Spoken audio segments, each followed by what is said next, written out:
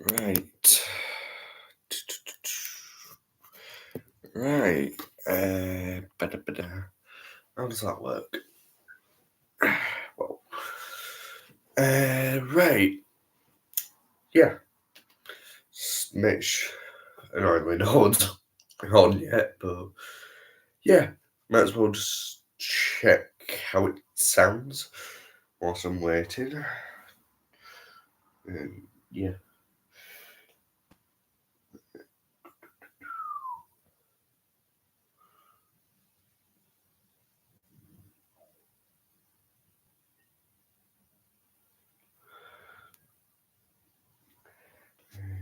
YouTube.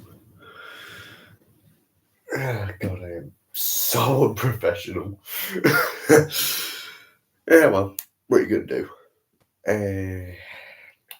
Come on.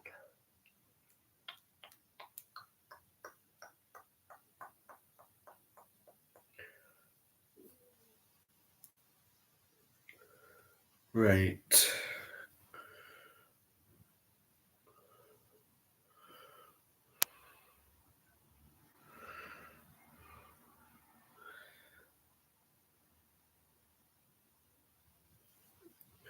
For some reason, my internet's gone off on my phone.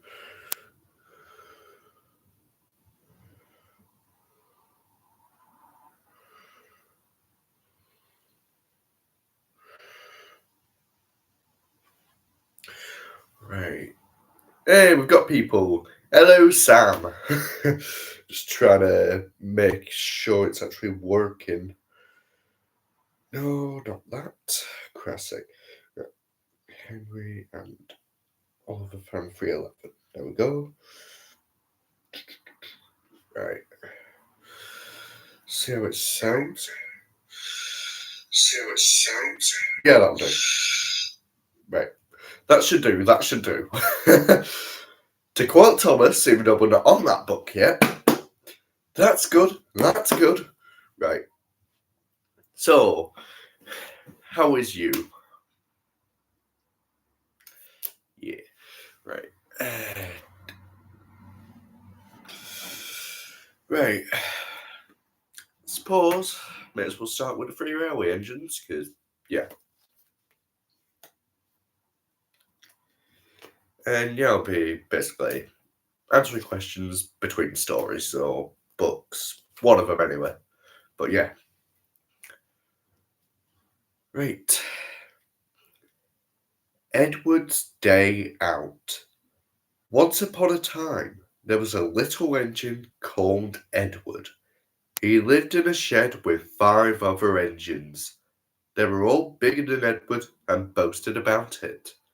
The driver won't choose you again, they said. He wants big, strong engines like us. Edward had not been out for a long time. He began to feel sad. Just then, the driver and fireman came along to start work. The driver looked at Edward. Why are you sad? He asked. Would you like to come out today? Oh, yes, please, said Edward. So they lit a fire and made a nice lot of steam. Then the driver pulled the lever and Edward puffed away. Peep, peep, he whistled. Look at me now.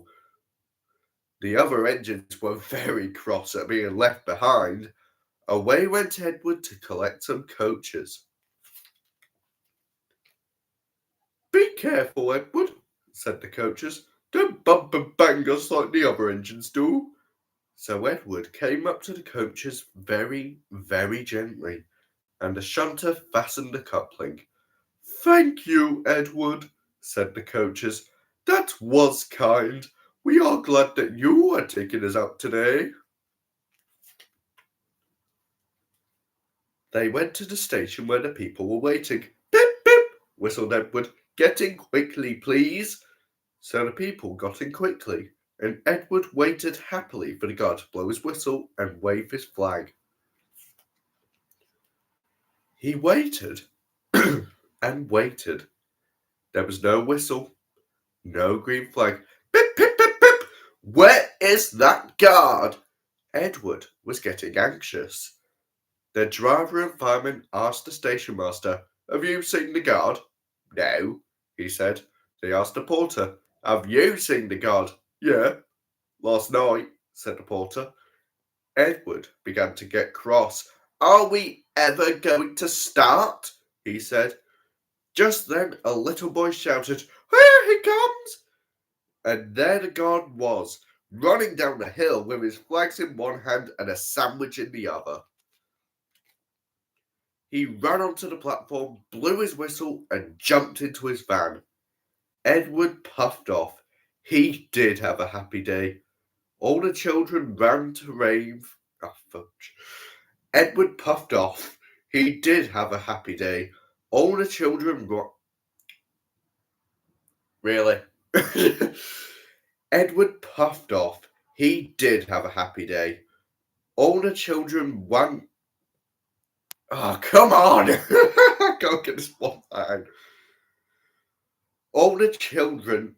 Oh, all the children. Oh, for crying out loud! All the children ran to wave as he went past, and he met old friends at all the stations. Finally. He worked so hard that the driver promised to take him out again the next day. "I'm going out again tomorrow," he told the others that night in the shed. "What do you think of that?" But he didn't hear what they thought, for he was so tired and happy that he fell asleep at once.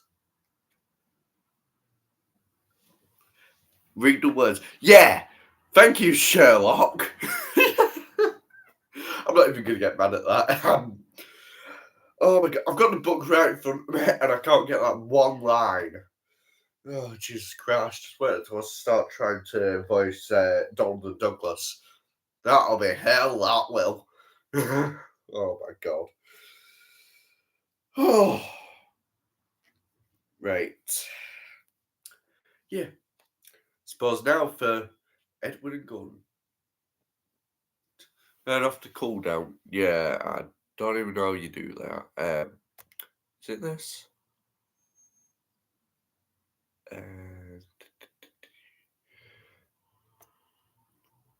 Yeah, I don't even know how you do it now. Because, yeah, I think you might be stuck with it, I'm afraid, mate. Yeah. Afraid so. But yeah. Suppose I might as well move on to Edward and Gordon. One of the engines in Edward's shed was called Gordon. He was very big and proud. "You watch me this afternoon, little Edward," he boasted, "as I rush through with the express. That will be a splendid sight for you." Just then, his driver pulled the lever. "Goodbye, little Edward," said Gordon as he puffed away. "Look out for me this afternoon. Ha ha." Edward went off too to do some shunting. Edward liked shunting. It was fun playing with trucks. He would come up quietly and give them a pull. "Oh, oh, oh, oh, oh!" screamed the trucks. "Whatever is happening?" Then he would stop and the silly trucks would go and bump into each other. "Oh, oh, oh, oh!" they cried again. Edward pushed them until they were running nicely. And then, when they weren't expecting it, he would stop. One of them would be sure to run onto another line. Bit dangerous. Edward played till there were no more trucks. Then he stopped to rest. Presently he heard a whistle. Gordon came puffing along, very slowly and very crossly.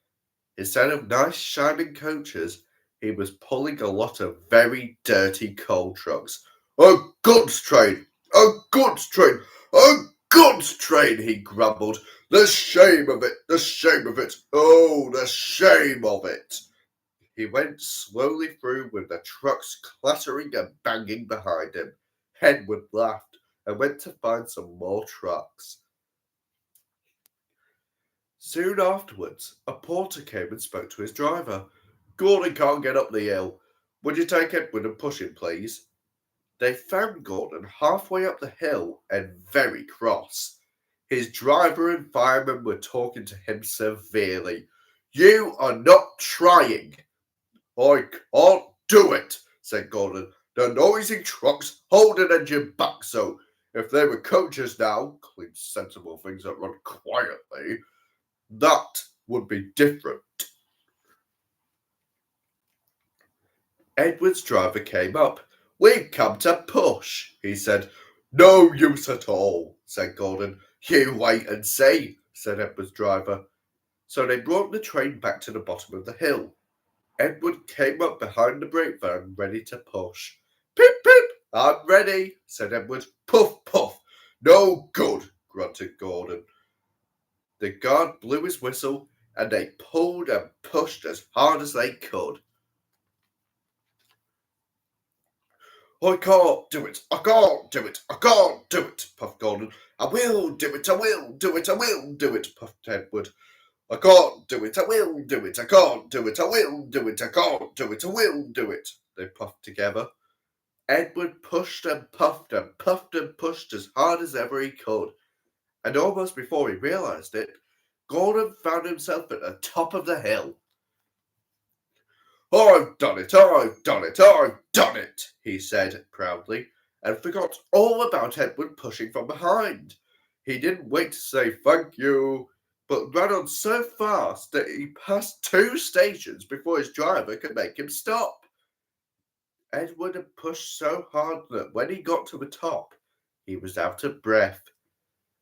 Gordon ran on so fast that Edward was left far behind. The guard waved and waved, but Edward couldn't catch up. He ran on to the next station, and there the driver and fireman said they were very pleased with him.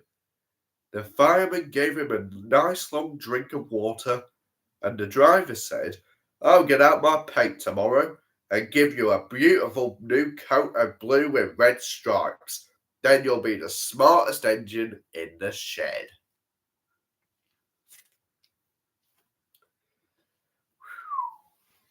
Right.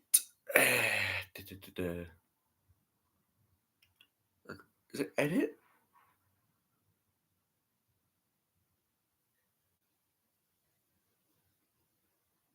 Customization.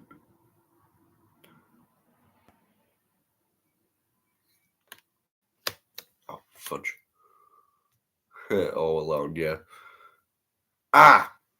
Slow mode. Turn it off. Save. Right, it's off. Should be anyway. Right. Slow mode should be off. Right. Doesn't mean spam it. I'm telling you now. I know what you like. Right. Time for the sad story of Henry. The story where someone got bricked up and died. I won't.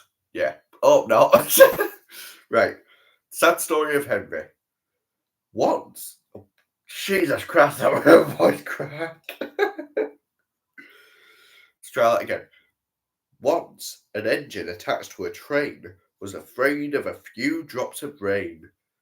It went into a tunnel and squeaked for its funnel and never came out again.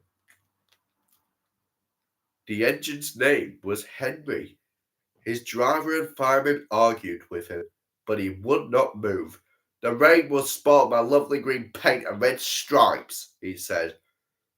The guard blew his whistle till he had no more breath and waved his flags till his arms ached, but Henry still stayed in the tunnel and blew steam at him. "I am not going to ruin my lovely green paint and red stripes for you," he said rudely. The passengers came and argued with him too, but Henry would not move. A fat director who was on the train told the guard to get a rope. "We will pull you out," he said, but Henry only blew steam at him and made him wet. They hooked the rope on and all pulled, except the fat director. "My doctor has forbidden me to pull," he said. They pulled and pulled and pulled, but still Henry stayed in the tunnel. Put your back into it, you lazy idiots. Then they tried pushing from the other end. The fat director said, 1, 2, 3, push! But did not help. My doctor has forbidden me to push, he said. They pushed and pushed and pushed, but still, Henry stayed in the tunnel. At last, another train came. The guard waved his red flag and stopped it. The 2 drivers, the 2 firemen, and the 2 guards went and argued with Henry. Look, it has stopped raining, they said. Yes, but it will begin again soon, said Henry. And what will become of my green paint with red stripes then? So they brought the other engine up, and it pushed and puffed and puffed and pushed as hard as ever it could. But still, Henry stayed in the tunnel. This is getting a bit repetitive. So they gave it up. They told Henry, we shall leave you there for always and always and always. They took up the old rails, built a wall in front of him, and cut a new tunnel. Well, that made sense, didn't it? Now Henry can't get out, and he watches the trains rushing through the other tunnel. He is very sad because no one will ever see his lovely green paint and red stripes again. But I think he deserved it. Don't you? He later died. No, I'm kidding. No.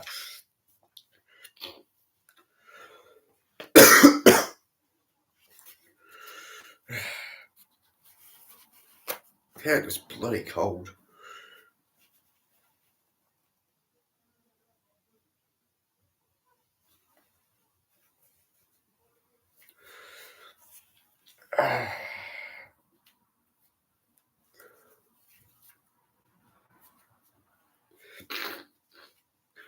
Right. Hey! Hello, Pathway. How's it going? Finally got another human.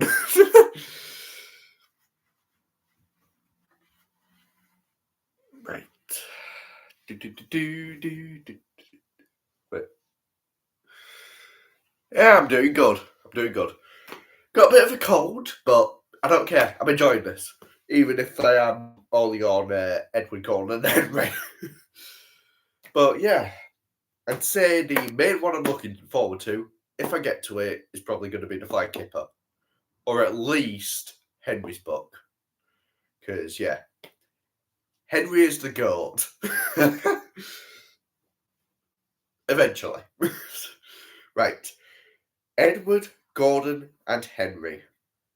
Edward and Gordon often went through the tunnel where Henry was shut up. Edward would say, "Pip, pip, hello!" And Gordon would say, "Pup, pup, pup, serves you right." Poor Henry had no steam to answer. His fire had gone out. Soot and dirt from the tunnel roof had spoilt his lovely green paint and red stripes.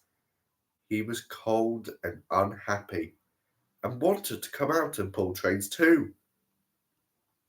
Gordon always pulled the express. He was proud of being the only engine strong enough to do it. There were many heavy coaches, full of important people, like the fat director who had punished Henry. Gordon was seeing how fast he could go. "Hurry, hurry, hurry," he panted. Trickety truck, said the coaches. Gordon could see Henry's tunnel in front. In a minute, he thought, I'll poop, poop, poop at Henry, and rush through out into the open again. Closer and closer he came, when he was almost there, when crack! Whoosh! It's not Percy. Not yet. He was in a cloud of steam and going slower and slower. His driver stopped the train. "What has happened to me?" asked Gordon. "I feel so weak." "You've burst your safety valve," said the driver. "You can't pull the train anymore." "Oh dear," said Gordon. "We were going so nicely too." "Look at Henry laughing at me," Gordon made a face at Henry and blew smoke at him. Everyone got out and came to see Gordon. Humph, said the fat director. I never liked these big engines. Always going wrong. Send for another engine at once. Yeah, I know. I know it's a weird whistle, but yeah. You can't be grown up if you're not stupid sometimes. While the guard went to find one, they coupled Gordon. No, wait, it's not coupled. They uncoupled Gordon and ran him onto a siding out of the way. The only engine left in the shed was Edward. I'll come and try, he said. Gordon saw him coming. Huh, that's no use, he said. Edward can't pull the train. Edward puffed and pulled and pulled and puffed, but he couldn't move the heavy coaches. I told you so, said Gordon rudely. Why not let Henry try? Yes, said the fat director, I will. Will you help pull this train, Henry? He asked. Yes, said Henry at once. So Gordon's driver and fireman lit his fire. Some plate layers broke down the wall and put back the rails. And when he had built steam up again, Henry puffed out. He was dirty. His boiler was black and he was covered with cobwebs. Oh, I'm stiff! Oh, I'm stiff! He groaned. You'd better have a nice run to ease your joints and find a turntable, said the fat director kindly. Henry came back feeling better, and they put him in front. Pip, pip, said Edward. I'm ready. Pip, pip, pip, said Henry. So am I. Pull hard, pull hard, pull hard, puffed Edward. We'll do it, we'll do it, we'll do it, puffed Henry. Pull hard, we'll do it. Pull hard, we'll do it. Pull hard, we'll do it. They puffed together. The heavy coaches jerked and began to move. Slowly at first, then faster and faster. We've done it together. We've done it together. We've done it together. We've done it together, said Edward and Henry. You've done it, hooray! You've done it, hooray! You've done it, hooray! Sang the coaches. Oh, I love the goofy voices they do. Will they do it? Listen to the story then! Oh, God. Oh, I'm stupid sometimes, but I love it. I'm very chaotic. All the passengers were excited. The fat director leaned out of the window to wave at Edward and Henry, but the train was going so fast that his hat blew off into a field where a goat ate it for his tea. I should have put it down first. They never stopped till they came to the big station at the end of the line. Which one? The passengers all got out and said thank you, and the fat director promised to give Henry a new coat of paint. Would you like blue and red? Yes, please, said Henry. Then I'll be like Edward. Edward and Henry went home quietly, and on their way home, they helped Gordon back to the shed. All three engines are now great friends. Wasn't Henry pleased when he had his new coat? I don't know, I wasn't there. He is very proud of it, as all good engines are, but he doesn't mind the rain now, because he knows that the best way to keep his paint nice is not to run into tunnels, but to ask his driver to rub him down when the day's work is over. That's what she said. Right. Oh, God. Oh, right. Roll credits. Wow. Wow. Yeah. Wow. Right. Now, in a moment, it's time for Thomas the Tank Engine rolling along. Do do do do do do do do. I did. What do you mean? Hang on. What do you mean that one? Do you mean that one? Thomas Locomotor. Yeah. Could say that. No. We are not skipping anything. We are going in order of release.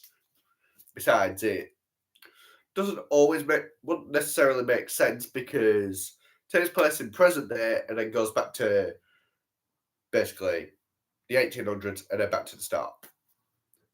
Mountain engines and all. You'll cause it. Yeah, I'm just sat in my bed because I don't have a proper setup, so yeah. And yeah, I'm glad it's against the wall so I can just put a pillow behind me and just chill. But yeah, Percy in the trousers and all. Off to work, bye. Goodbye, mother. Right. Rachel Tag is my mother. Yes. And the voice of Emily and Rosie.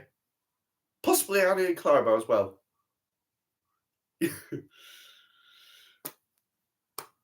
Yeah.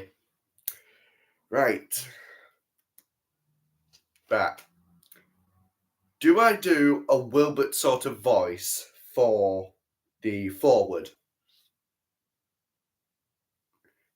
I'm curious because I kind of want to, but I don't know if it will. Yes. Okay. Oh god. You can't do it. It sounds like Renius or something in CGI. You can't do it. You can't stop in front of a tunnel. I'll push you through. You can do it. Cue the hit-tearing music.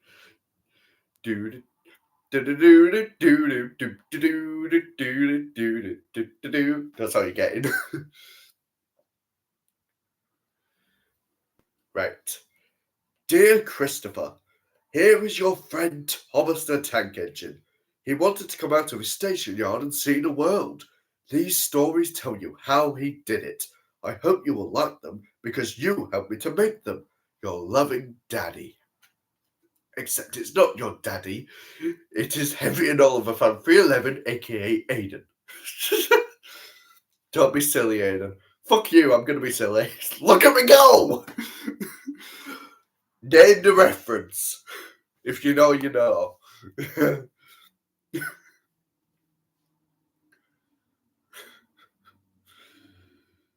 Thomas and Gordon. Thomas was a tank engine who lived at a big station.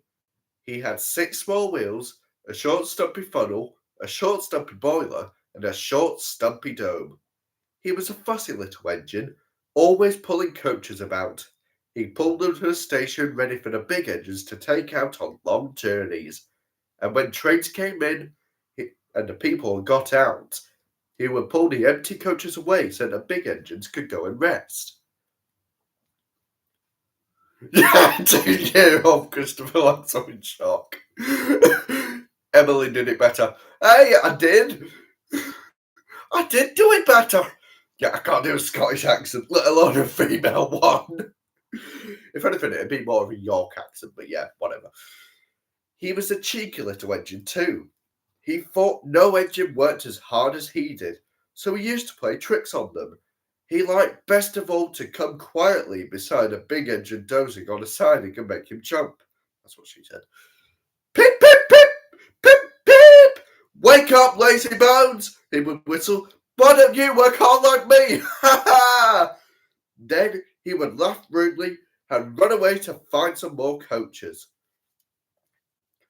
One day, Gordon was resting on a siding. He was very tired. The big express he always pulled had been late, and he had had to run fast to make up for lost time. He was just going to sleep when Thomas came up in his cheeky way. Wake up, lazy bones, he whistled. Do some hard work for a change. You can't catch me. And he ran off laughing. Instead of going to sleep again, Gordon thought how he could pay Thomas out. You think you can wake me up and get away with it? Think again, fool!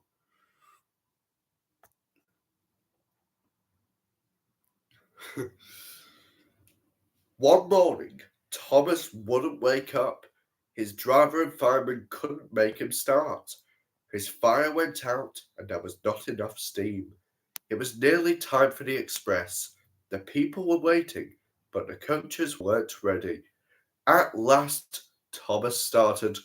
Oh dear, oh dear. he yawned.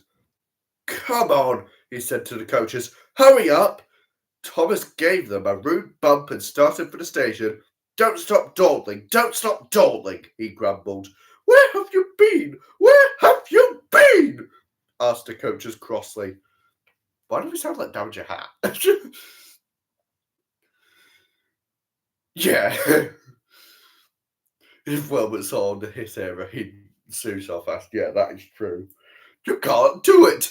This isn't how I envisioned it! Thomas fussed into the station where Gordon was waiting. Poop, poop, poop! Hurry up, you! Said Gordon crossly. Pip, pip, pip! Hurry yourself! Said cheeky Thomas. Yes, said Gordon. I will. And almost before the coaches had stopped moving, Gordon came out of his siding and was coupled to the train. Poop, poop, he whistled. Get in quickly, please. So the people got in quickly. The signal went down. The clock struck the hour. The guard waved his green flag, and Gordon was ready to start. I didn't hear a whistle, but I don't care. Thomas usually pushed behind the big trains to help them start, but he was always uncoupled first, so that when the train was running nicely, he could stop and go back. This time, he was late, and Gordon started so quickly that they forgot to uncouple Thomas. Poop, poop, said Gordon. Peep, peep, peep, whistled Thomas.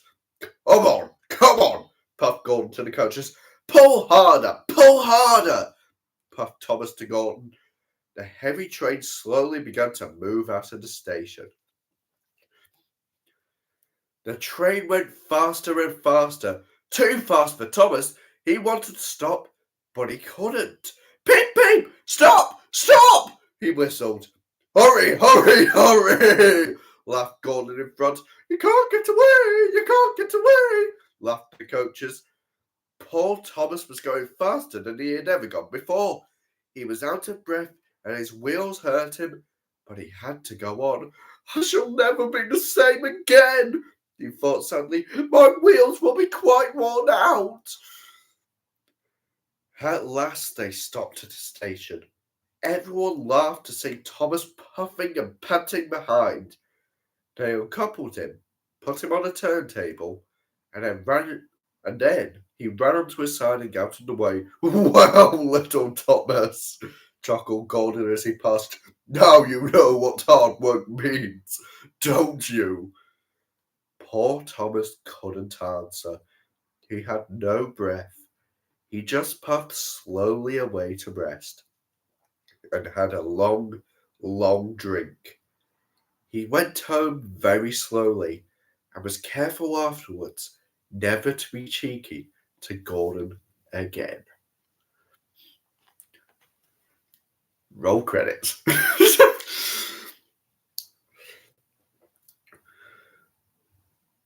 Thomas often grumbled because... Oh, wait, I forgot that. Oh, Jesus Christ. Thomas's train. Thomas often grumbled because he was not allowed to pull passenger trains. The other engines laughed. You're too impatient, they said. You'd be sure to leave something behind. Rubbish, said Thomas crossly. You just wait. I'll show you. One night, he and Henry were alone. Henry was ill. The men worked hard, but he didn't get better. Now, Henry usually pulled the first train in the morning, and Thomas had to get his coaches ready. If Henry is ill, he thought, perhaps I shall pull his train. Thomas ran to find the coaches. Come along, he fussed. There's plenty of time, grumbled the coaches. He took them to the platform and wanted to run round in front at once, but his driver wouldn't let him. Don't be impatient, Thomas, he said. So Thomas waited and waited. The people got in, the garden station master walked up and down, the porters banged the doors. Still, Henry didn't come. Okay. Thomas got more and more excited every minute. Oh my God, my mind. The fat director came out of his office to see what was the matter, and the garden station master told him about Henry. Find another engine, he ordered. There's only Thomas, they said. You'll have to do it then, Thomas. Be quick now. So Thomas ran round to the front and backed down on the coaches, ready to start. Don't be impatient, said his driver. Wait till everything is ready. But Thomas was too excited to listen to a word he said. What happened then? No one knows. Perhaps they forgot to couple Thomas to the train. Perhaps Thomas was too impatient to wait till they were ready. Or perhaps his driver pulled the lever by mistake. Anyhow, Thomas started. People shouted and waved at him, but he didn't stop. They're waving because I'm such a splendid engine, he thought importantly. Henry says it's hard to pull trains, but I think it's easy. I'm craving a burger out, so badly. Hurry, hurry, hurry! He puffed, pretending to be like Gordon. As he passed the first signal box, he saw the men leaning out, waving and shouting. They've never seen me pulling a train before. Oh, it's nice of them to wave, he whistled. Peep, peep, thank you, and hurried on. But he came to a signal at danger. Bother, he thought. I must stop, and I was going so nicely too. What a nuisance signals are. And he blew an angry peep, peep on his whistle. One of the signalmen ran up. Hello, Thomas, he said. What are you doing here? I'm pulling a train, said Thomas proudly. Can't you see? Where are your coaches then? Thomas looked back. Why, bless me, he said. If we haven't left them behind. Yes, said the signalman. You better go back quickly and fetch them. Poor Thomas was so sad he nearly cried. Don't let me hear you crying. I'll come up there and give you something to cry about. Cheer up, said his driver. Let's go back quickly and try again. At the station, all the passengers were talking at once. They were telling the fat director, the station master, and the guard what a bad railway it was. But when Thomas came back and they saw how sad he was, they couldn't be cross. So they coupled him to the train, and this time he really pulled it. But for a long time afterwards, the other engines laughed at Thomas and said, Look, there's Thomas who wanted to pull a train but forgot about the coaches. Whew. Wow. Almost 40 minutes and I'm only 6 stories through. I've not even finished the second book. Wow. Oh, God. I've got another 24 of these after it. Unlucky Tongue did it better. Fuck off.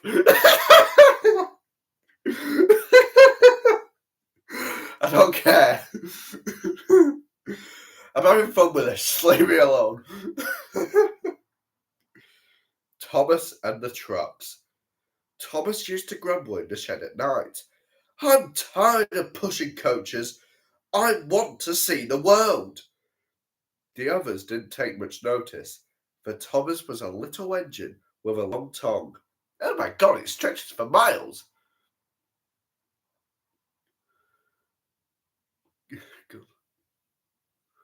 Yeah, I don't blame you for not lasting through all 26. I probably won't. I'm going to say I'll get to Troublesome Engines or Henry's book, and I'll be like,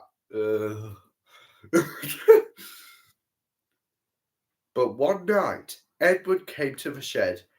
He was a kind little engine and felt sorry for Thomas. I've got some trucks to take home tomorrow, he told him. If you'll take them instead, I'll push coaches in the yard. Thank you, said Thomas. That will be nice. So they asked their drivers next morning, and when they said yes, Thomas ran happily to find the trucks. Now, trucks are silly and noisy. They talk a lot and don't attend to what they are doing. They don't listen to their engine. And when he stops, they bump into each other, screaming, Oh, whoa, whoa, whoa! Whatever is happening? And I'm sorry to say, They played tricks on an engine who is not used to them. Edward knew all about trucks. He warned Thomas to be careful, but Thomas was too excited to listen. The shunter fastened the coupling, and when the signal dropped, Thomas was ready. The driver blew his whistle. Peep, peep, answered Thomas, and started off. But the trucks weren't ready. Oh, whoa, whoa, whoa! They cried as their couplings tightened. Wait, Thomas, wait! But Thomas wouldn't wait. Come on, he puffed, and the trucks, grumbling slowly out of the siding, onto the main line.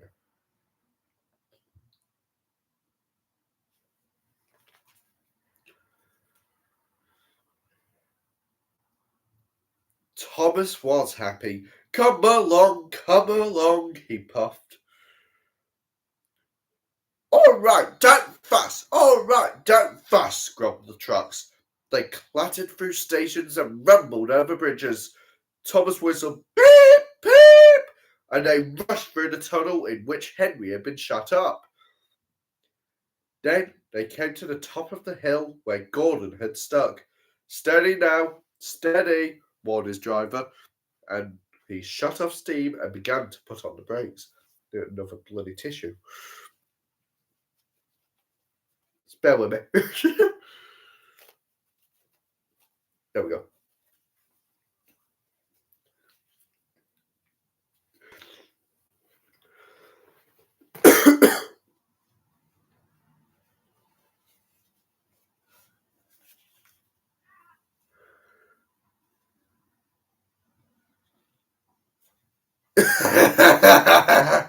Henry woke up dead with that whistle sound. Probably. Oh god, my voice is going to be so dead tomorrow, and hopefully showing off Epi 2 when I'm in college, which, yeah, kind of looking forward to, just to see how people react. I don't care what people think of me. I'll be myself. If you don't like it, deal with it. In the nicest way possible. Anyway, we're stopping, called Thomas. No, answered the trucks and bumped into each other. Go on! And before his driver could stop them, they had Thomas pushed down the hill and were laughing and rattling behind him. I'm sorry, I had to. Poor Thomas tried hard to stop them from making him go too fast. Stop pushing! He hissed. But the trucks would not stop. Go on! They giggled in their silly way. Oh God, I'm going silly with this voice. Jesus Christ. He was glad when they got to the bottom, but then he saw the place in front where they had to stop. Oh dear, what shall I do?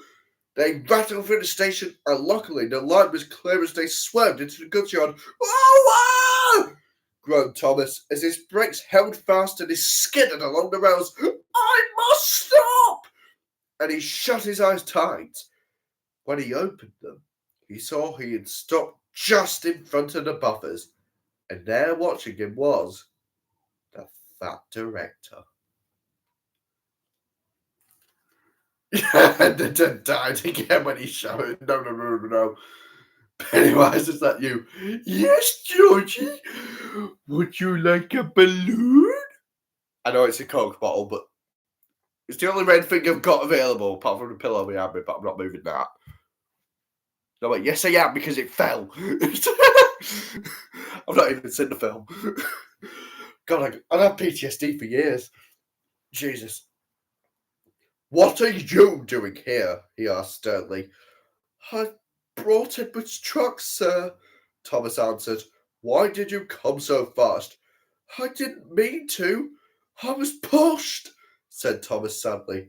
Haven't you pulled trucks before? No. Then you've a lot to learn about trucks, little Thomas.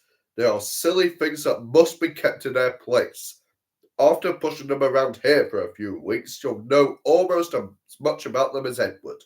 Then you'll be a really useful engine. It's creepier and clowner than Archie you. Oh my god, that is just perfect. It's a tunnel you go, Thomas. No! It goes to the Shadow Realm! Get me out! Get me out! Thomas, that's my line. Shut up, Gordon!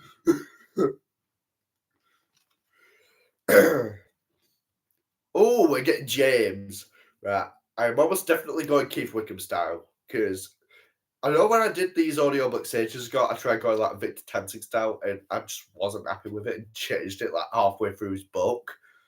So yeah, we're going Keith Wickham style, most likely. Thomas and the Breakdown Train. Every day, the fat director came to the station to collect his train, and he always said, "Hello," to Thomas. There were lots of trucks in the yard. Different ones came in every day, and Thomas had to push and pull them into their right places. He worked hard. He knew now that he wasn't so clever as he had thought. Besides, the fact controller had... No, it's not the fact controller yet, it's the fact director. Besides, the fact director had been kind to him, and he wanted to learn all about trucks so as to be a really useful engine. But on a siding by themselves were some trucks that Thomas was told he mustn't touch. There was a small truck, there was a small coach, some flatbed trucks, and two queer things his driver called cranes. That's the breakdown train, he said. When there's an accident, the workmen get into the coach, and the engine takes them quickly to help the hurt people and to clear and mend the line. The cranes are for lifting heavy things like engines and coaches and trucks. Hello there. Hello to you too, Archie. Ew! What the hell? Oh, I'm looking forward to doing that, James. Dirty trucks from dirty sidings.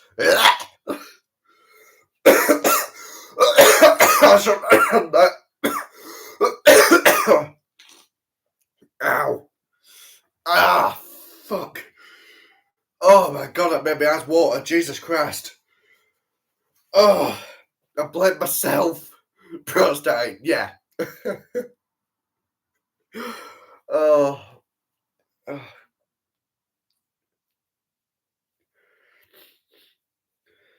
Oh.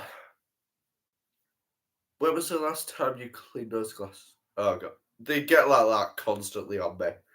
Like, I do notice it, but I can't be asked getting up now, so.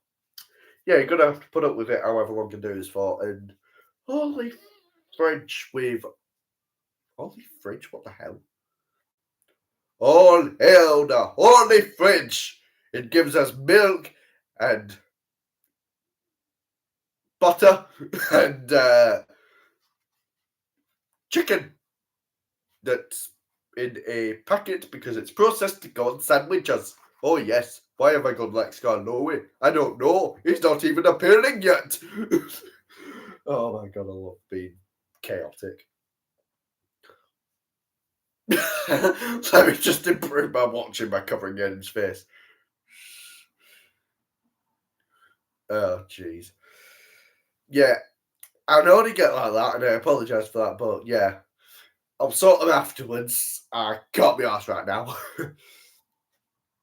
One day, Thomas was in the yard when he heard an engine whistling. Help! Help! Oh my god, my voice died. Help! Help!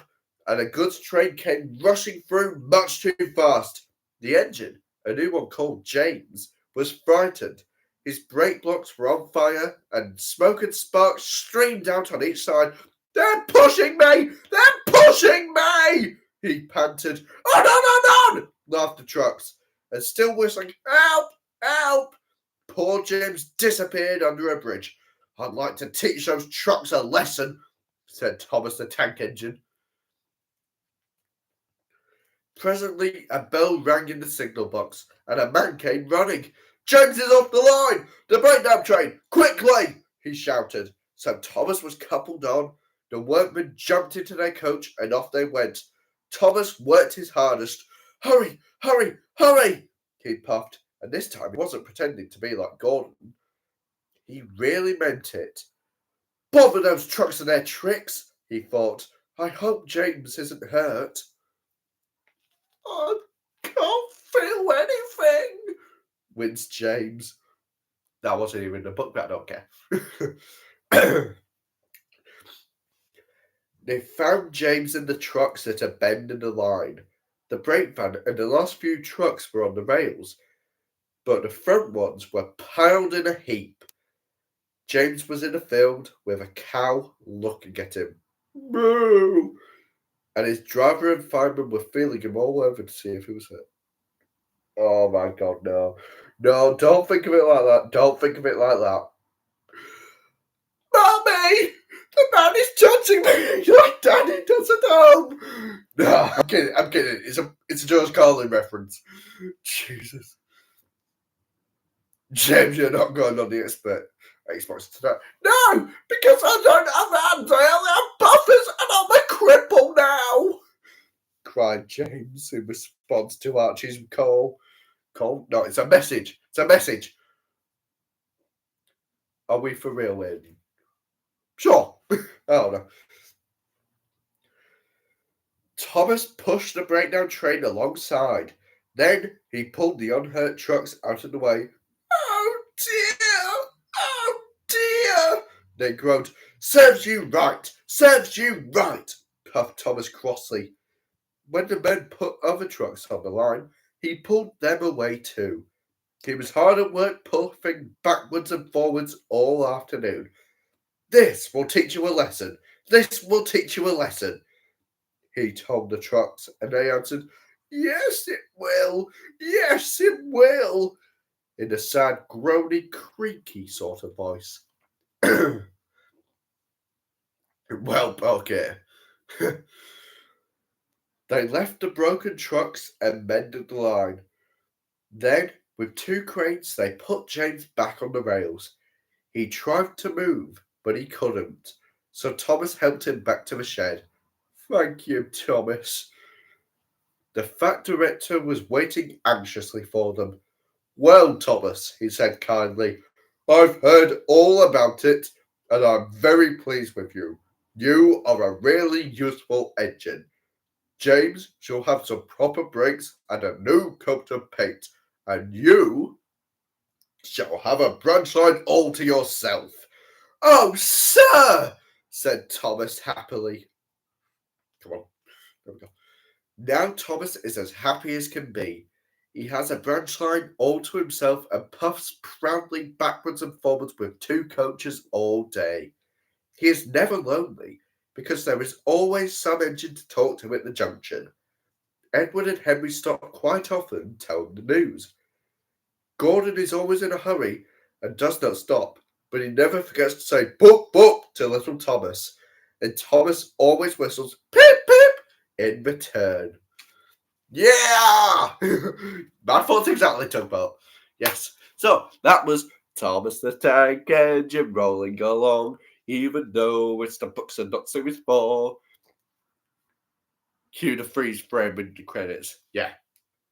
Right. Now for the clone. No, this is literally a case of, Mum, can we get Thomas the Tank Engine? We have Thomas the Tank Engine at home.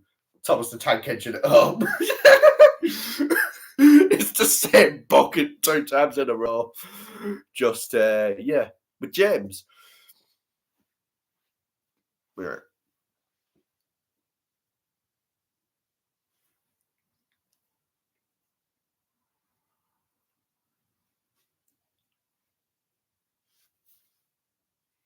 Don't know if this is working. Bear with me. I don't know if that's any better. James learns a lesson in other stories. Yeah, James learns a lesson copying Thomas' lesson and other stories. Well, this time he doesn't save someone from crashing. God, right. Whew. Do I continue the Wilbert? Yeah, I'm going to continue the Wilbert gag. Dear friends of Edward, Gordon, Henry, and Thomas, thank you for your kind letters. Here is the new book for which you asked. James, who crashed into the story of Thomas the Tank Engine, settles down and becomes a useful engine. We are nationalised now, but the same engines still work the region. I am glad to tell you that the fact director, who understands our friend's ways, is still in charge, but is now the fact controller. I hope you will enjoy this book too. The author. Yippee! I'm on the book! Said James. James was a... No, wait, no, I need to do the title. James and the Top Hat. James was a new engine who lived at a station at the other end of the line. He had 2 small wheels in front and 6 driving wheels behind. They weren't as big as Gordon's, and they weren't as small as Thomas's. You're a special mixed traffic engine, the Fat Controller told him. You'll be able to pull coaches and trucks quite easily. But trucks are not easy things to manage, and on his first day they had pushed him down a hill into a field. He had been ill after his accident, but now he had new brakes and a shining coat of red paint. The red paint will cheer you up after your accident, said the Fat Controller kindly. You are to pull coaches today, and Edward shall help you. They went together to find the coaches. Oh no. Damn it!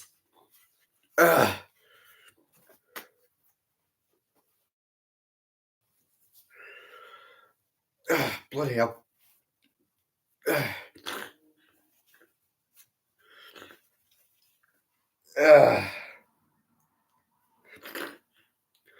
I hate this cold.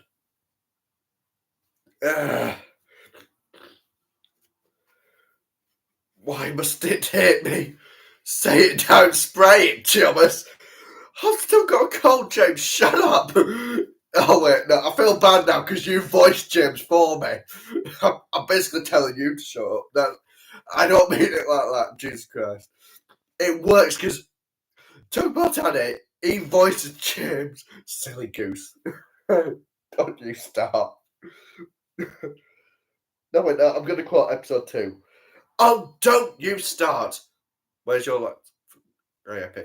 I'll sort them in a bit for you. If not tomorrow. I promise you. You've got a cold. We're brave to go through this.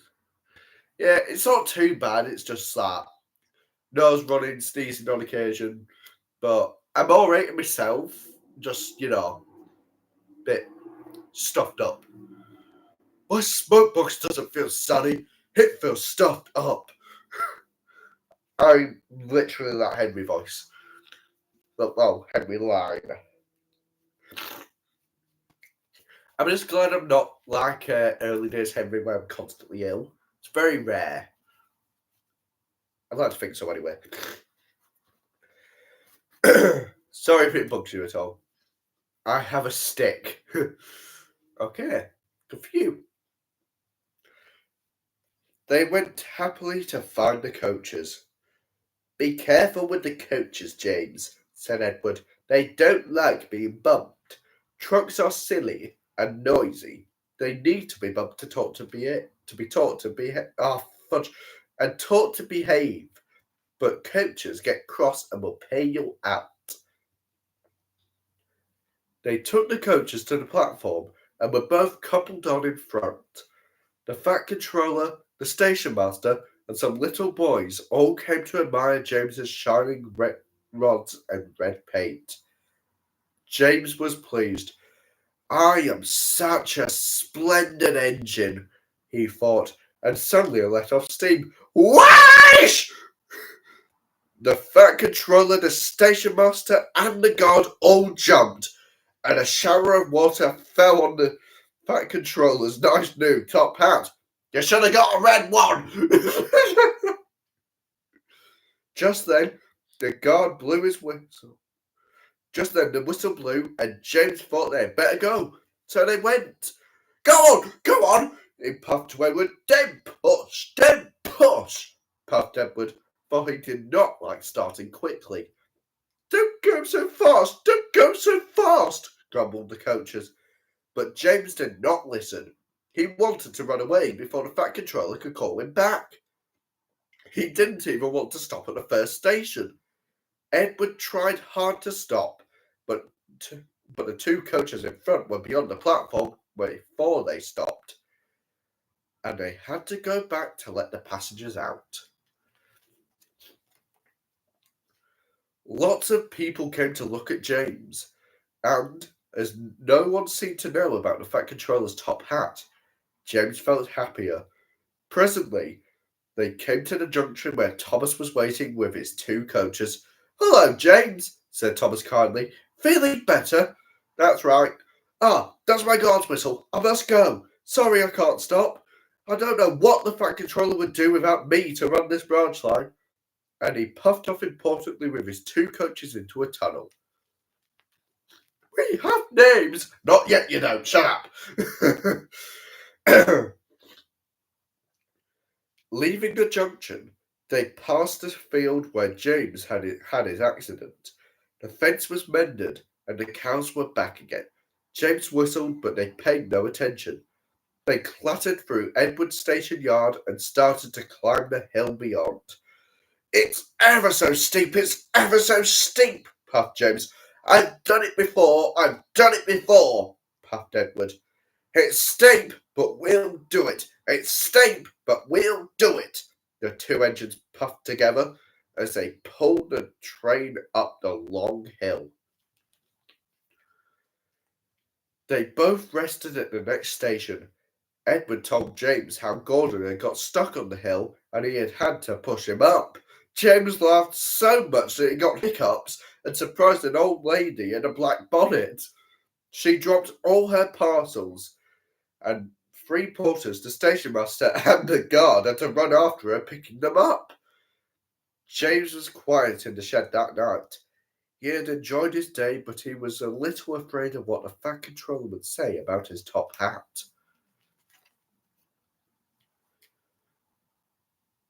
Ends on a cliffhanger, doesn't it?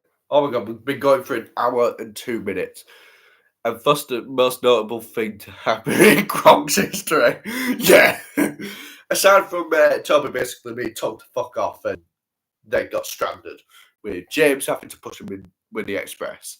No, wait, no, that weren't Gronk, that was Kilden. Right. Now on to James and the bootlace. Bootlaces! Have you got some bootlaces ready? Thomas, that's next story.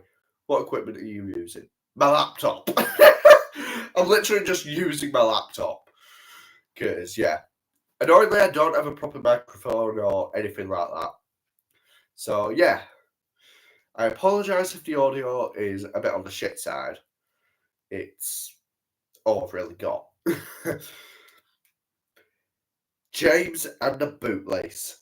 Next morning, the Fat Controller spoke severely to James. "If you can't behave, I shall take away your red coat and have you painted blue." James did not like that at all, and he was very rough with the coaches as he brought them to the platform. Come along, he called rudely. All in good time, the coaches grumbled. "Don't talk, come on," answered James. And with the coaches squealing and grumbling after him, he snorted into the station.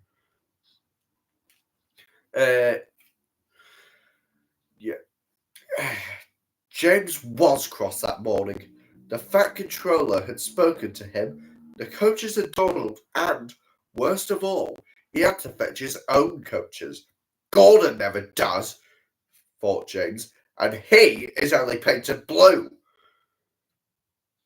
A splendid red engine like me should never have to fetch his own coaches. And he puffed and snorted away round to the front of his train and backed onto it with a rude bump. "Whoa!" groaned the coaches. "That was too bad." To make James even more cross, he then had to send the coaches to another platform, where no one came near him as he stood there. The Fat Controller was in his office. The station master was at the other end of the platform with the guard. and even the little boy stood a long way off. James felt lonely. I'll show them, he said to himself. They think Gordon is the harmonic of all coaches. And as soon as the guard's whistle blew, he started off with a tremendous jerk. Bit of a dick move. Come on, come on, come on, he puffed, and the coaches, squeaking and groaning in protest, clattered over the points onto the main line. Hurry, hurry, hurry, puffed James. You're going too fast, the coaches... No, wait. You're coming too fast, you're coming too fast, said the coaches, and indeed they were going so fast that they swayed from side to side. James laughed and tried to go faster, but the coaches wouldn't let him.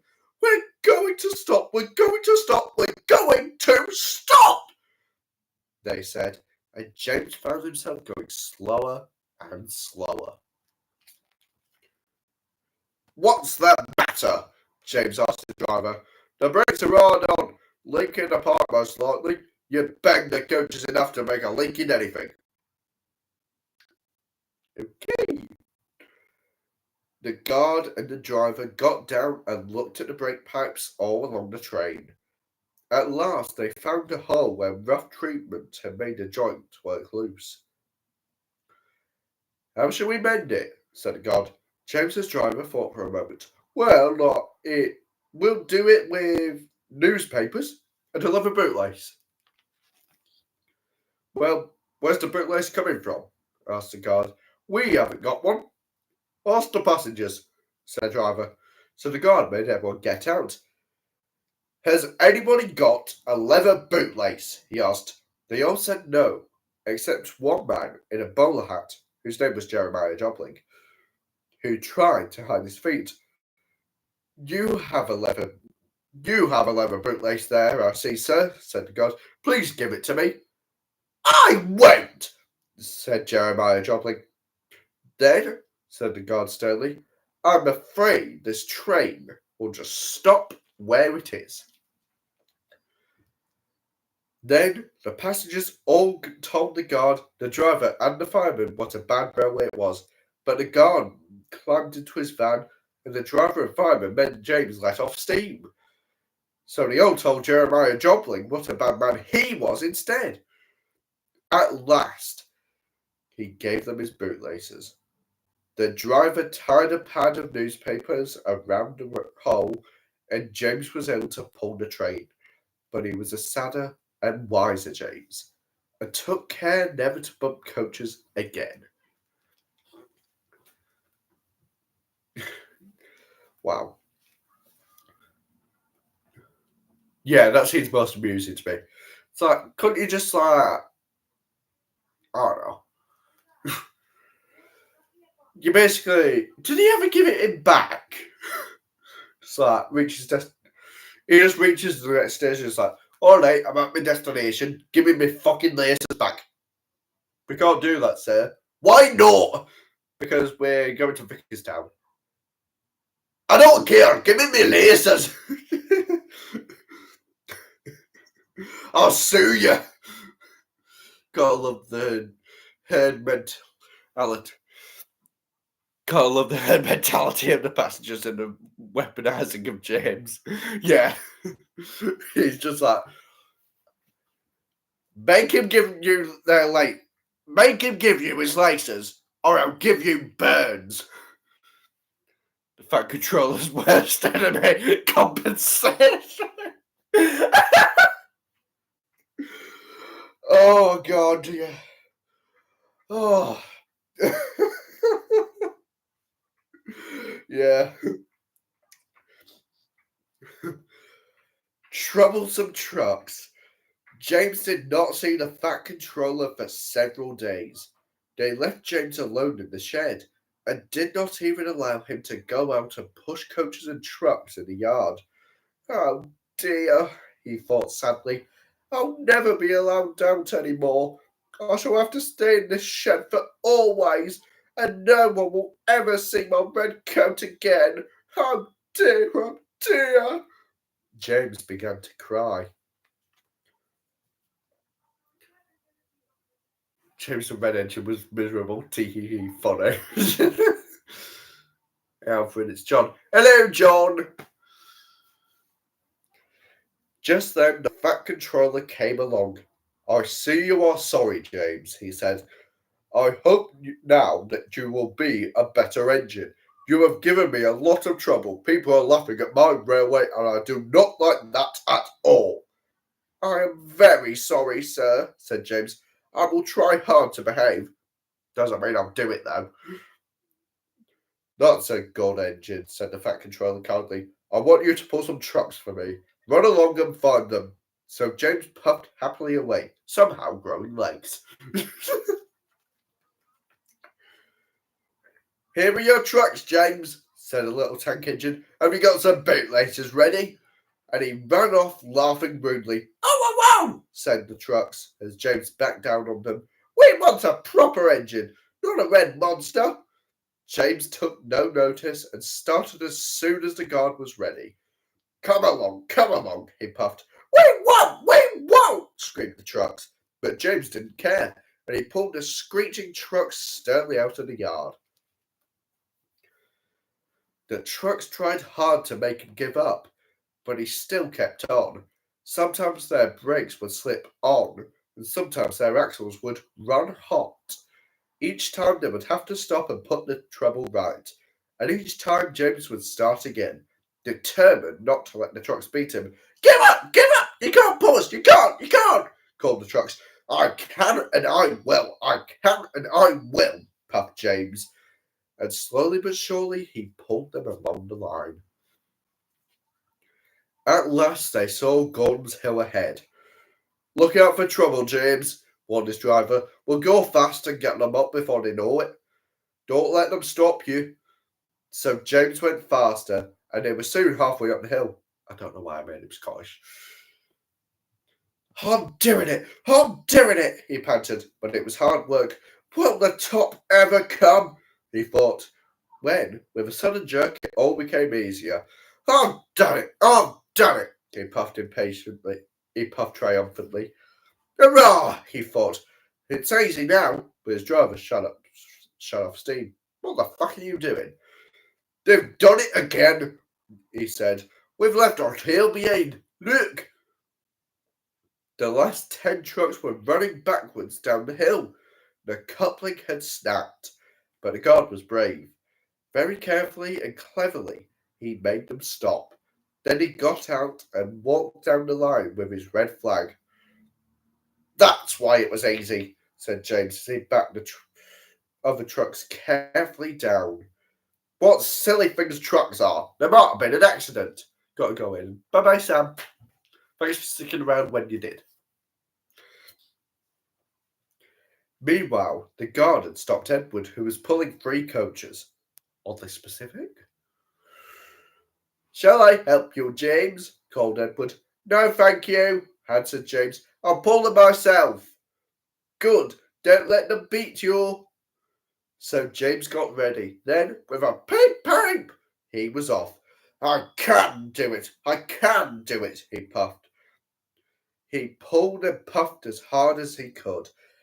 Beep, beep, beep, beep. You're doing well, whistled Edward as James slowly struggled up the hill with clouds of smoke and steam pouring from his funnel. That's not very eco-friendly. I've done it, he panted and disappeared over the top. They reached their station safely. James was resting in the siding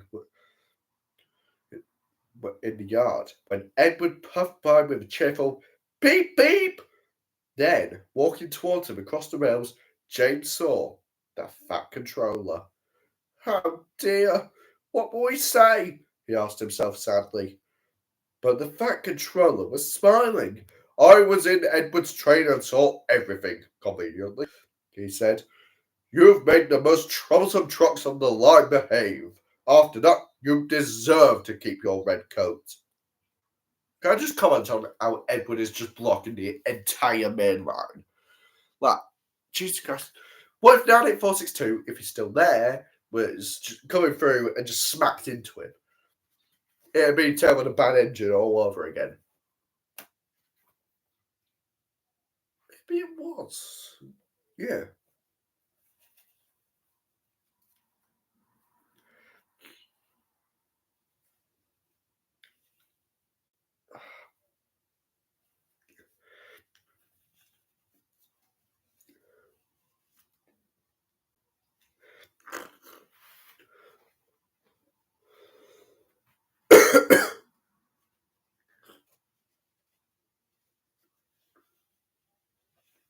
Might as well wait for James. Edward has any other thing to do. Yeah. Edward, don't you have anything better to do? No, sir, I'm just going to wait for James. I don't care if a train hits me. Move! No. Fair enough.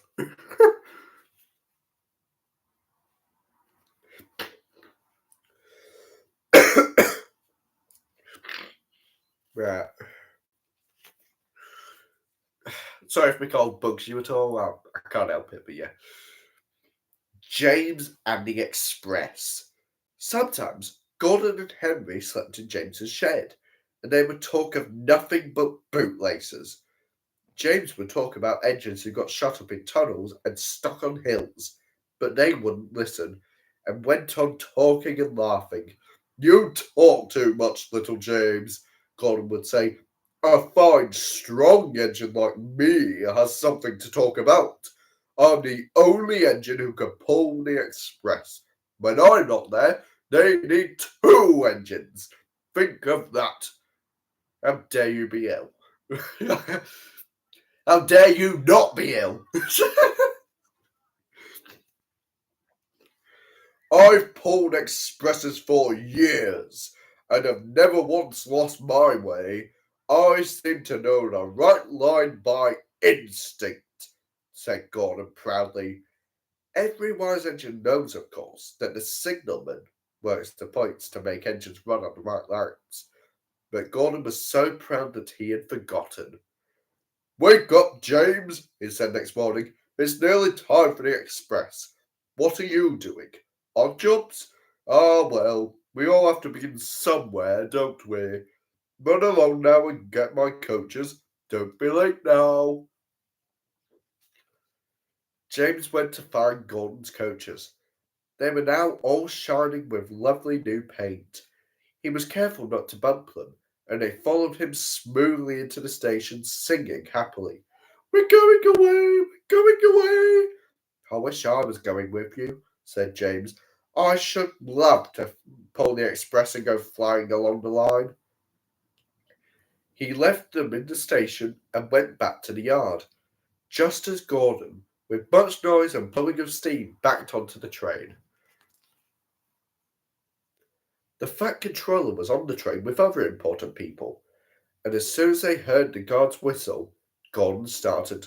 Look at me now, he puffed, and the coaches glided after him out of the station. Boop, boop, boop, boop, boop.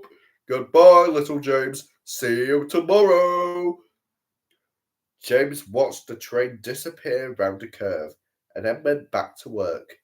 He pushed some trucks into their proper sidings and went to fetch the coaches for another train. He brought the coaches to the platform and was just being uncoupled when he heard a mournful, quiet shush, shush, shush, shush. And there was Gordon trying to sidle into the station without being noticed. Hello, Gordon! Oh, is it tomorrow? Asked James. Gordon didn't answer. He just let off steam feebly. Did you lose your way, Gordon? No, it was lost for me, he answered crossly. I was switched off the main line onto the loop. I had to go all round and back again.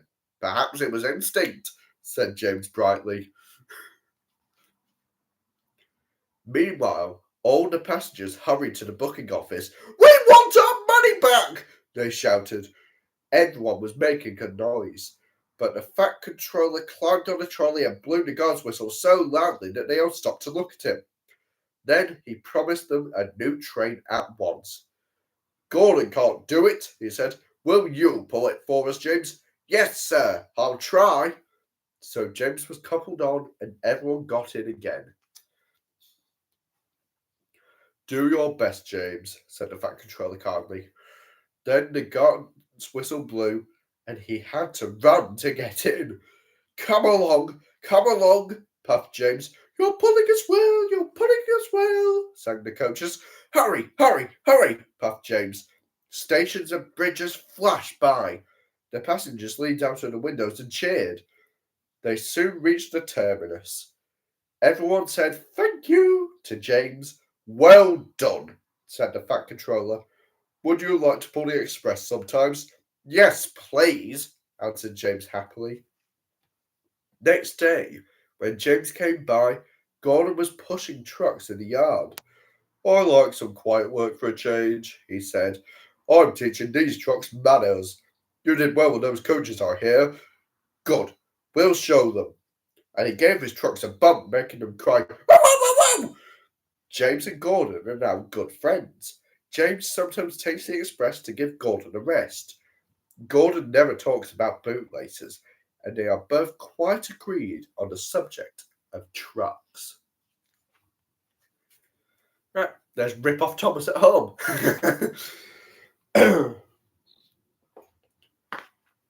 And then we have Thomas 2.0.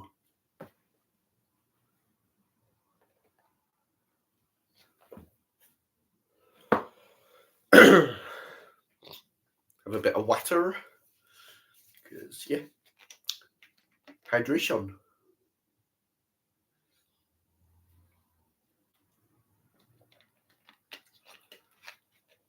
I think it might have to wait until the Chris Awdry era, but sadly I don't have any of them because I've never been able to get them. Yep. I'll give you a scene instead.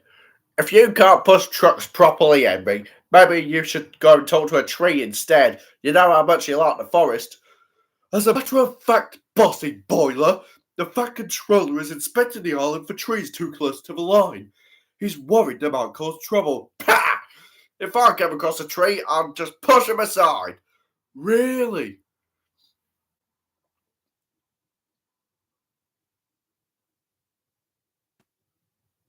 From Thomas the Tank Engine. Again, we go to Tank Engine Thomas again. Yeah. Oh yeah, this is the one with Bertie and Terence. Oh, fun. But I thought my nose out. Ah, son of a bitch.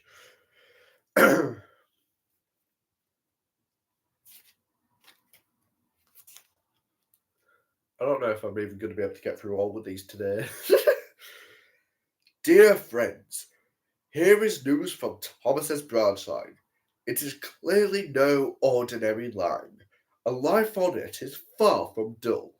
Thomas asked me to say that if you are ever in the region, you must be sure to visit him and travel on his line. They will have never seen anything like it, he's told me proudly. I know I haven't.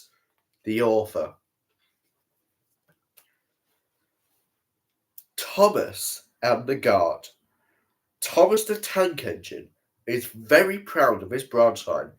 He thinks it is the most important part of the whole railway. He has two coaches. They are old and need new paint, but he loves them very much. He calls them Annie and Clarabelle. Annie can only take passengers, but Clarabelle can take passengers, luggage, and the guard.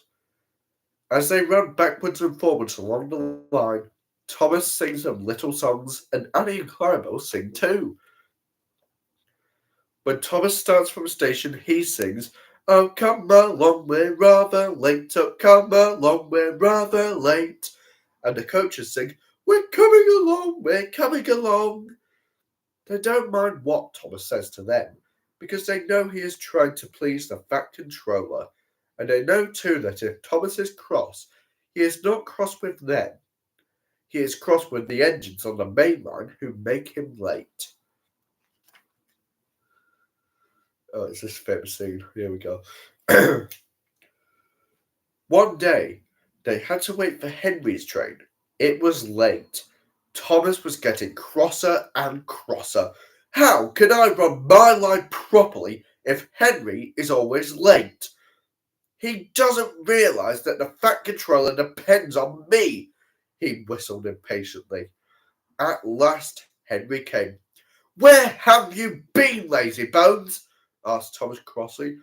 Oh dear, my system is out of order. No one understands my case. You don't know what I suffer, moaned Henry. Rubbish, said Thomas. You're too fat. You need exercise. Damn, calm down, mate.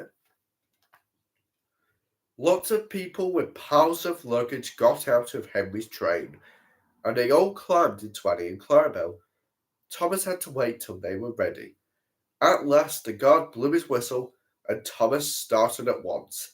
The guard turned round to jump into his van, tripped over an old lady's umbrella, and fell flat on his face. Ow! By the time he had picked himself up, Thomas, Annie, and Clarabel was steaming out of the station. Why do we class them as having a van? It's not like they were just pulling a random brake van behind them. I would have thought it'd be like a brake compartment or something, but whatever. Come along, puffed Thomas, but Clarabel didn't want to come. I've lost my nice guard! I've lost my nice guard! She sobbed. Annie tried to tell Thomas, we haven't a guard! We haven't a guard! But he was hurrying and wouldn't listen. Oh, come along, he puffed impatiently. Annie and Clarabel tried to put on their brakes, but they couldn't without the guard. Where is our guard? Where is our guard? They cried. But Thomas didn't stop until they came to a signal. Railway slang, perhaps. Probably. I mean, Wilbert was a railway enthusiast. Rest in peace, mate. So, it makes sense if he knew that. Bother that signal, Thomas puffed. What's the matter? I don't know, said his driver. The guard will tell us in a minute. They waited and waited, but the guard didn't come. Peep, peep, peep, peep! Where is the guard? Whistled Thomas. We've left him behind, sobbed Annie and Clarabel together. The driver, the fireman, and the passengers looked, and there was the guard running as fast as he could along the line, with his flags in one hand and his whistle in the other. You're lucky I'm the only engine on this line, or you'll be dead, said Thomas.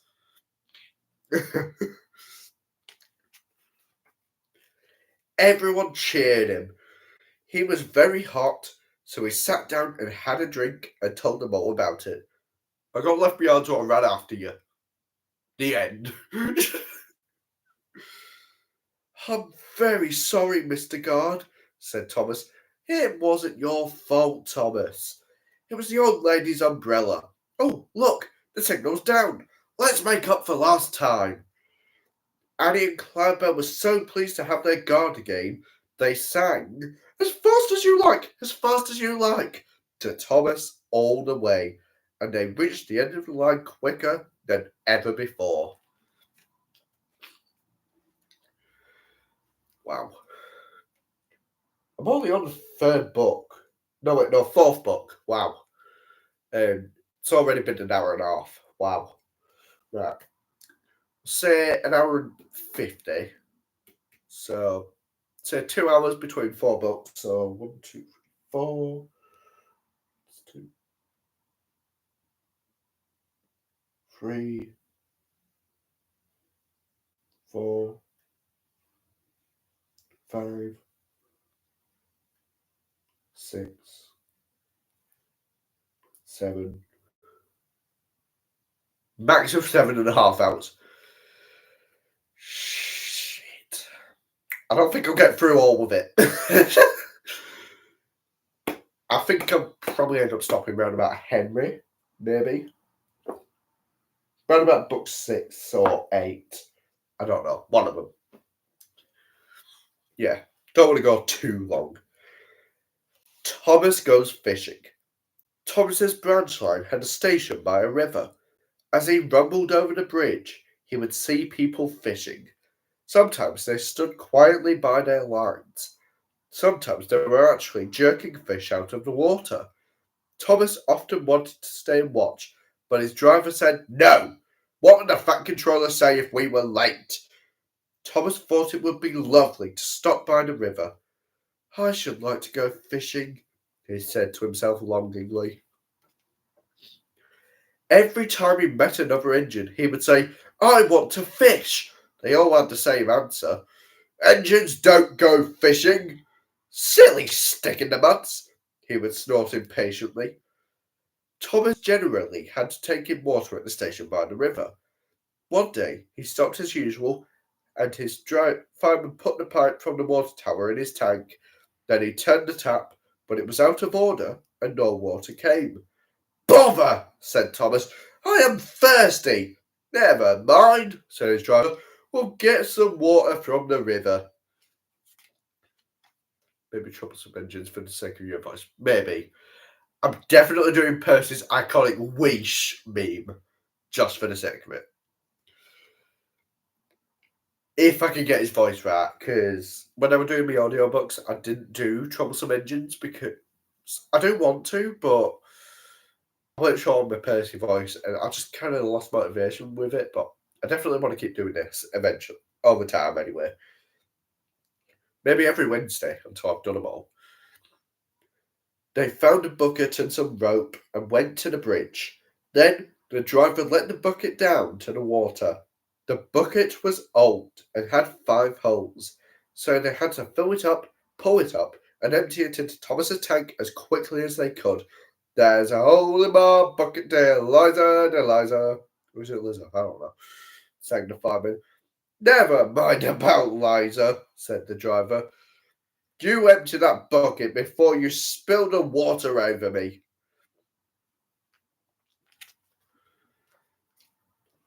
They finished at last. That's good, puffed Thomas as he started, and Annie and Clarabelle ran happily behind. They puffed along the valley and were in the tunnel when Thomas began to feel a pain in his boiler, while steam hissed from his safety valve in an alarming way. There's too much steam, said his driver, and his fireman opened the tap to the feed pipe to let more water into the boiler, but none came. Oh dear, groaned Thomas. I'm going to burst! I'm going to burst! I resorted to Bristolian for Percy, so it depends what voice you have the most fun with. Yeah, it's awkward because I want to give him like a rough westerny accent, but it's got to be like young and naive. So it's kind of trying to find a middle ground with that. So it'd be something like in between like Duck and Oliver, maybe, but rather young and slightly more high pitched and naive. I don't know. I'll have to figure it out when or if I get to it. No, wait a minute. No, it's the next book, so yeah. They damped down his fire and struggled on. I've got such a pain! I've got such a pain! Thomas hissed. Just outside the last station, they stopped just outside the last station, uncoupled Danny and Clarabelle, and rammed Thomas, who was still hissing fit to burst, on a siding right out of the way. Then, while the guard telephoned for an engine inspector, the fireman was putting out the fire. The driver wrote notices in large letters which he hung on Thomas in front and behind. Danger! Keep away! Soon the inspector and a fat controller arrived. Cheer up, Thomas, they said. We'll soon put you right. The driver told them what had happened. So the feed pipe is blocked, said the inspector. I'll just look in the tanks. He climbed up and peered in, then came down. Excuse me, sir, he said to the fat controller. Please look in the tank and tell me what you see. Certainly, Inspector. He climbed up, looked in, and nearly fell off in surprise. Inspector, he whispered, can you see fish? Gracious goodness me, said the Fat Controller. How did the fish get there, driver? Thomas's driver scratched his head. We must have fished them from the river with our bucket, he said, and told them about the bucket. The Fat Controller laughed. Well, Thomas, so you and your driver have been fishing. But fish don't suit you, and we must get them out. So the driver and fireman fetched rods and nets, and they all took turns at fishing in Thomas's tank, while the Fat Controller told them how to do it. Bit to the left, bit to the right. Down! I said down, damn it! Oh my god. How is he not falling off Thomas's boiler? Like, how do you not fall off? Like, I hope, like, steam, kind of like mist kind of thing? Like, water residue, shall we say? Like, on his boiler, just made him slip off the time rope. He took tips from Toby and went back in time. Wait, olden times Topham. Take a tightrope with you. You're going to fall off if you don't. Okay. Yeah. When they had caught all the fish, the station master gave them some potatoes. The driver borrowed a frying pan, while the fireman made a fire beside the line and did the cooking. They all had a lovely picnic supper of fish and chips. That was good, said the Fat Controller as he finished his share, which was significantly larger than the others. But fish don't suit you, Thomas, so you mustn't do it again. No, sir, I won't, said Thomas sadly. Engines don't go fishing. It's too uncomfortable.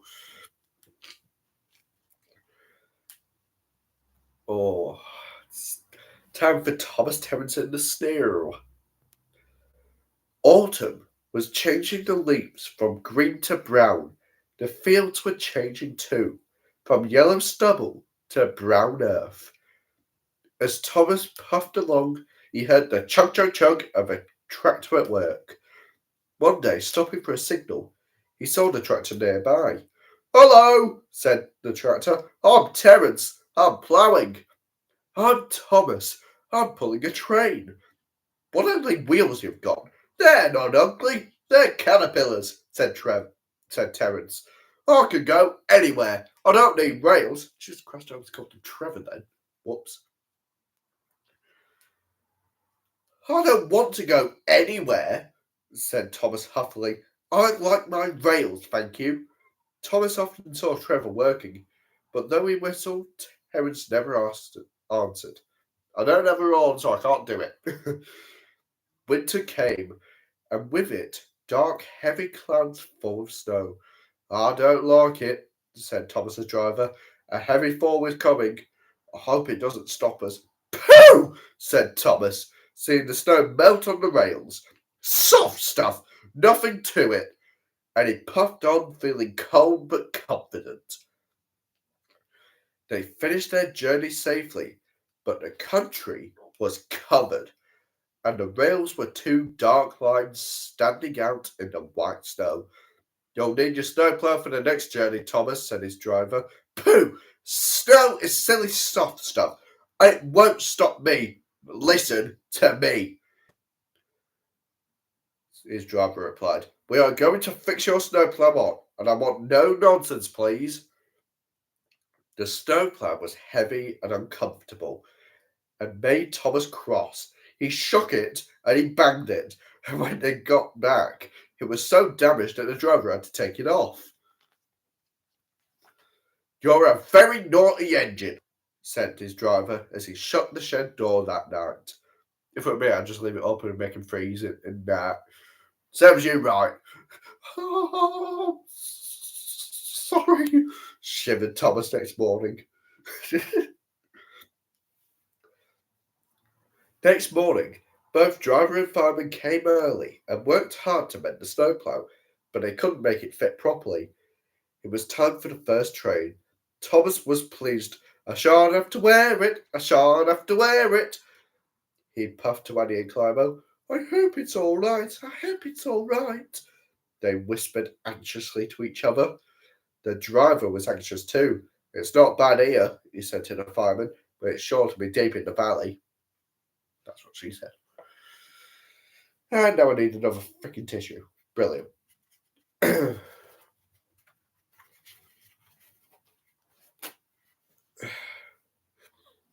No, I'll double it up.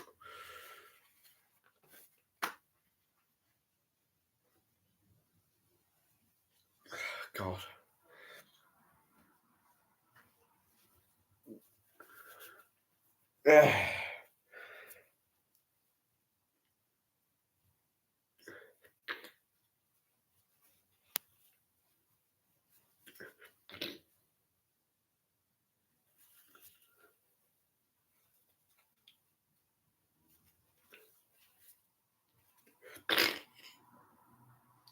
Right. How are you feeling? I feel alright. But I don't feel ill, but I've just got a bit of a cold and that. I feel perfectly fine, just yeah. Hopefully that makes sense. I'm perfectly fine. It was snowing again when Thomas started, but the rails were not covered. Silly soft stuff, he puffed. I didn't need that stupid old thing yesterday. I shan't today. Snow can't stop me. And he rushed into a tunnel thinking how clever he was. At the other end, he saw a heap of snow fallen from the sides of the cutting. Silly old snow, said Thomas, and charged it. Cinders and ashes, said Thomas. I'm stuck. And he was. Back, Thomas, back, said his driver. Thomas tried, but his wheels spun, and he couldn't move. More snow fell and piled up around him. The guard went back for help, while the driver and firemen and passengers tried to dig the snow away. But as fast as they dug, more snow slipped down until Thomas was nearly buried. Oh, my wheels and coupling rods, said Thomas sadly. I shall have to stay here until I'm frozen. What a silly engine I am. And Thomas began to cry. Yeah, I'm trying to do the shivers. Oh, got to go now. Have fun reading. Thank you. And thank you for joining. At last, a tooting in the distance told them a bus had come for the passengers. Then Terence chugged through the tunnel. He pulled the empty coaches away and came back for Thomas. Thomas's wheels were clear, but still spun helplessly when he tried to move. Terence tugged and slipped and tugged, and at last dragged Thomas into the tunnel. Thank you, Terence. Your caterpillars are splendid, said Thomas gratefully. I hope you'll be sensible now, Thomas, said his driver severely. I'll try, said Thomas as he puffed home.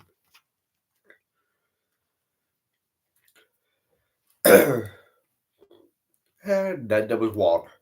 That'd be me, but yeah, I don't mind. People can just rewatch this if they want to, but yeah. Thomas and Bertie. One day, Thomas was waiting at the junction when a bus came into the yard. Hello, said Thomas. Who are you? I'm Bertie. Who are you? I'm Thomas. I run this line. So you're Thomas. I remember now. You stuck in the snow. I took your passengers and Terence pulled you out. I've come to help you with your passengers today. Help me, said Thomas crossly, going bluer than ever and letting off steam. I can go faster than you. You can't. I can. I'll race you, said Bertie. Trying to go for the Rupus Degas / Rupus Degas, however you pronounce it. Basically, Miller era Bertie. Their drivers agreed. The station master said, Are you ready? Go! And they were off. Thomas never could go fast at first, and Bertie drew in front. Thomas was running well, but he did not stop. But he did not hurry. Why don't you go fast? Why don't you go fast? Called Danny and Clarabelle anxiously. Wait and see, hissed Thomas.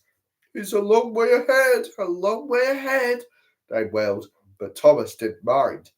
He remembered the level crossing. There was Bertie fuming at the gates while they sailed gaily through. Goodbye, Bertie, called Thomas. The road left the railway and went through a village, so they couldn't see Bertie. They stopped at the station. Peep, peep, peep! Quickly, please, called Thomas. Everyone got out quickly, the guard whistled, and off they went. Come along, sang Thomas. We're coming along, sang Annie and Clarabel. Hurry, hurry, hurry, panted Thomas, looking straight ahead.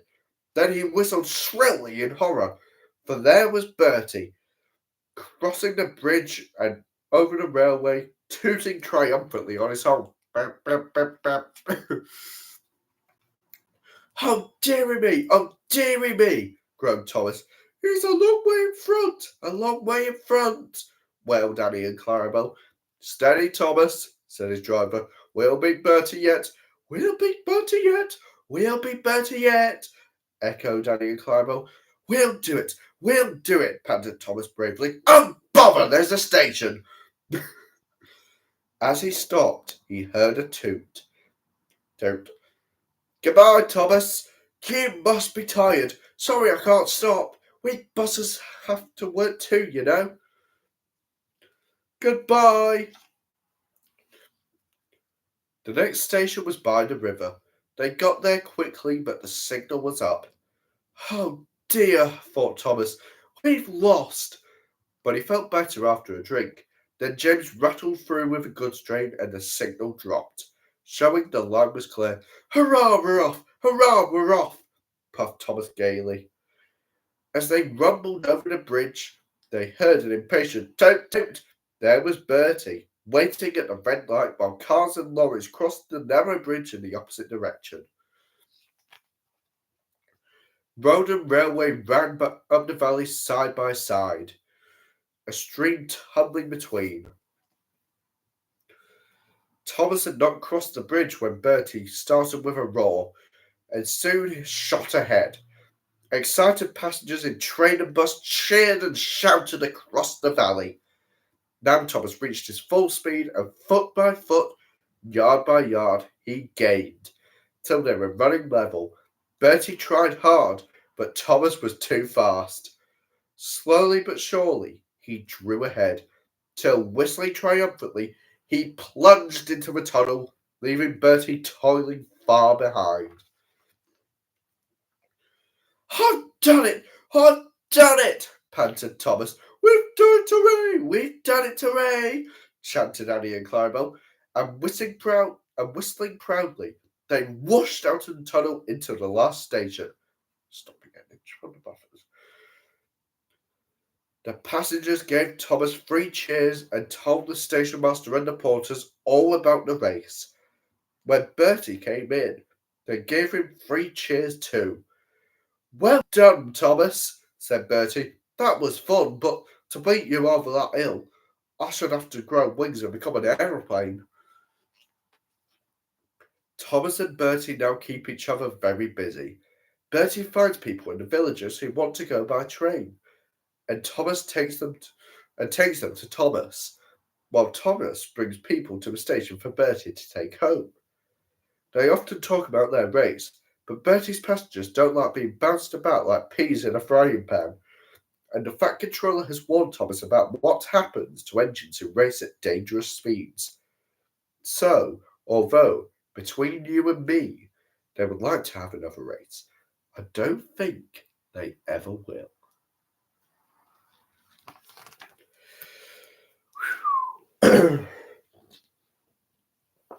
Yeah. I think I may call it quits there for this batch. But yeah, even though hardly anybody's joined, but I don't mind. I don't mind who watches or how few people watch. I just want to do it because I want to do it, you know. But yeah, we'll wrap it up there for now and probably have a Friday, maybe Wednesday. I'll probably try and do another batch. And I want to try and aim to get to at least 8 famous engines if I can, which would be a batch of 1, 2, 3, 8 books. So yeah, I would have to start earlier, but yeah.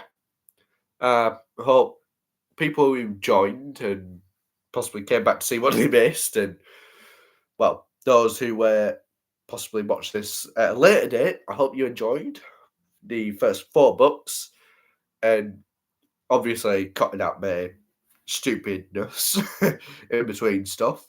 Feel free to use them in your own projects if you wish. And yeah, I shall catch you later.